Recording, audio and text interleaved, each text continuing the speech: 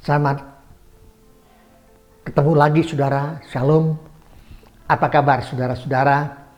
Puji Tuhan, kita masih ada kesempatan untuk bisa belajar terus firman Tuhan. Selamat Tuhan kasih kita kehidupan, selamat Tuhan kasih kita kekuatan.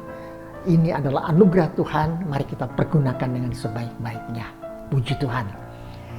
Saudara-saudaraku, khususnya para ibu yang saya cintai, beberapa waktu yang lalu kita bersama-sama merenungkan tentang Mama, istri, aku cinta padamu, yaitu dalam rangka Hari Ibu Rohani Internasional. Dan pada pagi ini saya akan secara khusus bersama-sama saudara untuk belajar wanita terhormat. Saya harapkan renungan ini bisa menjadi berkat bagi ibu-ibu khususnya, dan tentunya bagi bapak dan anak-anak dan semuanya. Wanita terhormat. Dalam 1 Timotius pasal 3 ayat yang ke-11 dikatakan, demikian pula istri-istri hendaklah orang terhormat. Jangan pengfitnah, hendaklah dapat menahan diri dan dapat dipercaya dalam segala hal. Dalam bahasa Indonesia sehari-hari dikatakan, istri mereka pun haruslah juga orang yang baik, bukan orang yang suka desas-desus. Mereka harus tahu menahan diri dan jujur dalam segala hal.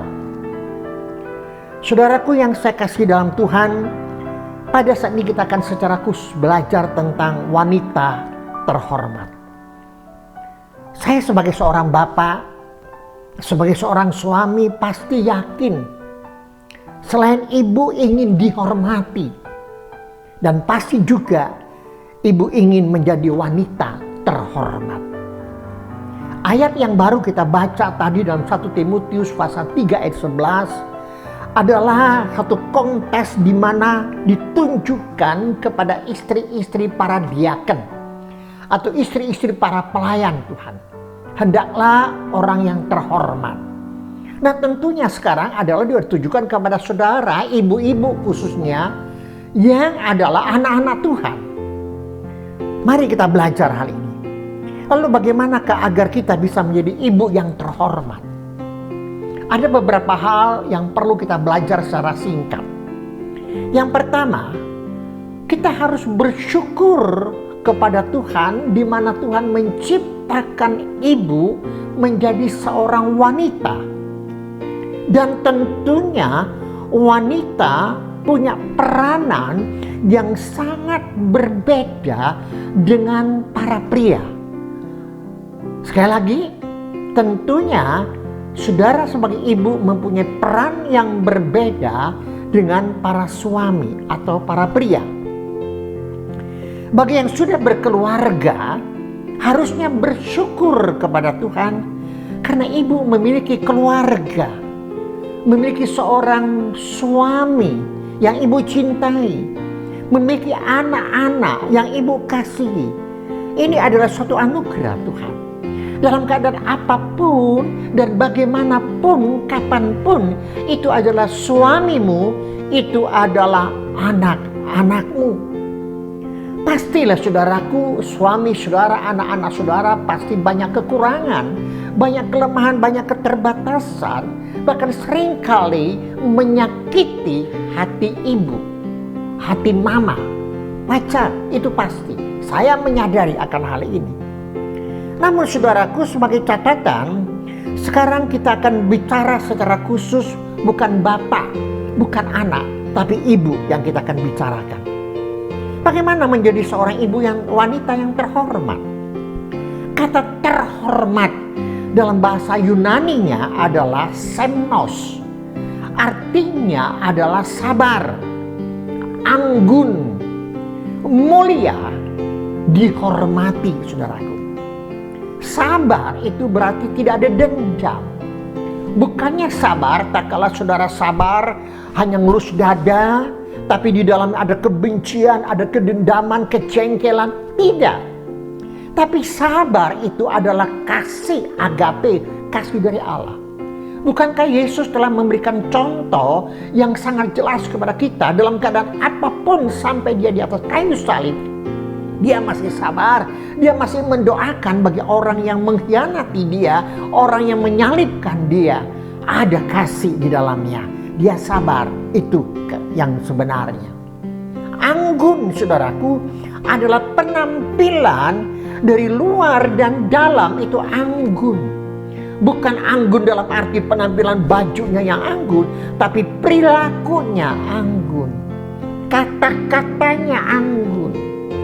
Kasihnya dan keseluruhannya dipandang oleh orang, oleh suami dan oleh anak itu anggun, indah, disenangi, menyenangkan. Itu kata anggun. Lalu kata mulia di sana disebut adalah seperti intan, permata, berlian yang sangat-sangat berharga. Nah, oleh sebab itu saudaraku, ibu itu adalah indah, mulia, dan sangat berharga. Ibu harus menaruhkan hal ini dalam kehidupan ibu-ibu. Lalu dikatakan dalam ayat tadi juga kata yang terakhir adalah dihormati. Arti kata dihormati adalah disegani, disenangi, dikagumi, disungkani. Nah, saudaraku, ini penting. Sehingga saudaraku, keluarga kita, suami, anak-anak kita segan, senang sama kita, sungkan, menghormati kita. Saudaraku, dalam 1 Timotius pasal 3 ayat 11 ada beberapa hal yang memberikan petunjuk kepada kita yang sangat jelas. Yang pertama adalah kita tidak boleh memfitnah. Kita tidak boleh mengatakan desas-desus, hal yang tidak baik. Tidak boleh. Marilah ibu-ibu belajar menuturkan kata-kata, bukan kata-kata pengfitnah, bukan kata-kata mengkutuk, bukan, atau mengutuk, tidak, tapi kata-kata yang penuh lemah lembut, penuh kasih sayang. Janganlah menjadi seorang wanita pengfitnah. Ini yang pertama. Yang kedua dikatakan dalam ayat tadi adalah menahan diri. Kata menahan diri sama dikatakan sebut tadi sabar. Ayolah kita menahan diri, bukan mengalah. Nanti kita akan belajar lebih lanjut saudaraku hal ini. Dan kita harus menahan diri kita. Tidak gampang, saya tahu. Saya punya istri saudaraku.